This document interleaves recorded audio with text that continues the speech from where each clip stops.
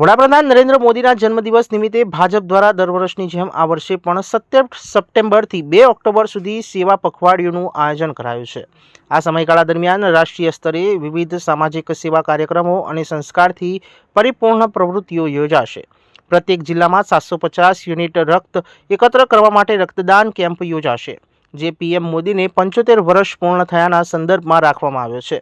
રાજ્યભરમાં રક્તદાનના કાયમી કાર્યક્રમો માટે તૈયારીઓ પૂર્ણ થઈ ચૂકી છે. વિશેષ રૂપે દિવ્યાંગોને સહાયના કેમ્પ પણ યોજાશે. દરેક ધારાસભ્યને તેમના વિસ્તારમાં કોઈ પણ દિવ્યાંગ બાકી ન રહે તે માટે જવાબદારી અપાઈ છે. મહાત્મા ગાંધીજીની પ્રતિમાની સફાઈ જેવી સ્વચ્છતા અભિયાન પ્રવૃત્તિ પણ હાથ ધરાશે. પીએમ મોદીના જીવન પ્રસંગો પર આધારિત નાટક નમો ઉત્સવ ગુજરાતના વિવિધ શહેરોમાં 3 થી 5 દિવસ સુધી પ્રસ્તુત કરવામાં આવશે. સાથે સાથે ઓપરેશન સિંદૂર વિષયક ડોક્યુમેન્ટરી પણ ગણપતિ તથા નવરાત્રિ મહોત્સવમાં દર્શાવવામાં આવશે. 31 ઓક્ટોબરે સરદાર પટેલની જન્મજયંતિ નિમિત્તે કરમસદથી સ્ટેચ્યુ ઓફ યુનિટી સુધી 150 કિલોમીટરની પદયાત્રા યોજાશે. વધુમાં ખેલ મહોત્સવ પણ પખવાડિયા સાથે સંકળાયેલો છે, જેમાં ધારાસભ્યો તેમના પરિવારમાં અને તેમના વિસ્તારમાં રમતગમતના ક્ષેત્રે આગળ લાવવા માટે પ્રતિબદ્ધ રહેશે. દરેક કાર્યક્રમ બાદ જિલ્લા પ્રમુખ, ધારાસભ્યો અને મંત્રીઓ પોતાનો રિપોર્ટ કમલમ ખાતે રજૂ કરશે, જેથી સમગ્ર પખવાડિયાની કામગીરીની સમીક્ષા થઈ શકે. આ સમગ્ર સેવા પખવાડિયું દ્વારા ભાજપ સદભાવના, જનસેવા અને રાષ્ટ્રીય ગૌરવને નવા આયામ આપે તેવી આશા છે.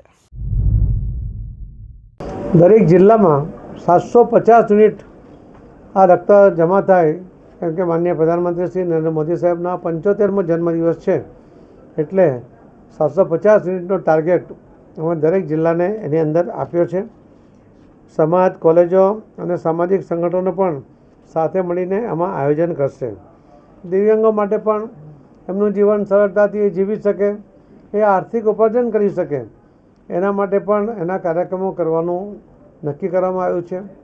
માનનીય પ્રધાનમંત્રી મોદી સાહેબ 2014માં પ્રધાનમંત્રી બન્યા પછી આ દેશના લગભગ 2 કરોડ ને 48 લાખ જેટલા જે દિવ્યાંગ ભાઈ બહેનો છે, એમનું જીવન સરળતાથી ચાલે, એના માટે સરળતાથી જીવી શકે, એના માટે એને જે સાધનો જોઈએ, કોઈને વ્હીલચેર જોઈએ, કોઈને કાનના મશીન જોઈએ, એવી દરેક પ્રકારની સહાય, એવો સૌથી મોટો કાર્યક્રમ ગુજરાતમાં માનનીય પ્રધાનમંત્રી મોદી સાહેબે સુરત નવસારીમાં કર્યો હતો, અને એમાં લગભગ 1 લાખ લોકોની ઉપસ્થિતિ હતી અને 17,000 દિવ્યાંગોને એમાં સાધનો આપવામાં આવ્યા હતા. આ કેમ્પ કરવો નાની વાત નથી, કેમ કે આટલો મોટો કેમ્પ કરો તો 6 મહિના પહેલાંથી આ દિવ્યાંગ ભાઈ બહેનોને પોતાના ઘરેથી એમના કોઈ સહયોગી સાથે સિવિલ હોસ્પિટલ લાવવા પડે છે.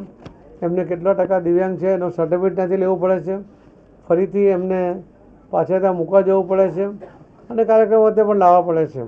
એટલે આ ખૂબ મુશ્કેલ કામ છે, પરંતુ આટલા મોટા કાર્યક્રમો એ મોદી સાહેબે વારાણસી સહિત આખા દેશમાં અલગ અલગ જગ્યાએ કર્યા છે. અને હવે નાના પ્રમાણમાં ધારાસભ્યો, સાંસદો કે કાર્યકર્તાઓ એ પોતાના જિલ્લાનો કે પોતાના વિસ્તારના દિવ્યાંગોને જે કોઈ આવશ્યકતા છે, જરૂર હોય, કોઈની સ્કીમમાં, સરકારની સ્કીમમાં અથવા કોઈ એનજીઓ પાસેથી મદદ લઈને પણ એમને આ પૂરું કરે, પોતાના વિસ્તારમાં એક પણ દિવ્યાંગ મદદથી બહાર ન રહી જાય, એ પ્રકારનો પણ કાર્યક્રમનું આયોજન કરી રહ્યા છે.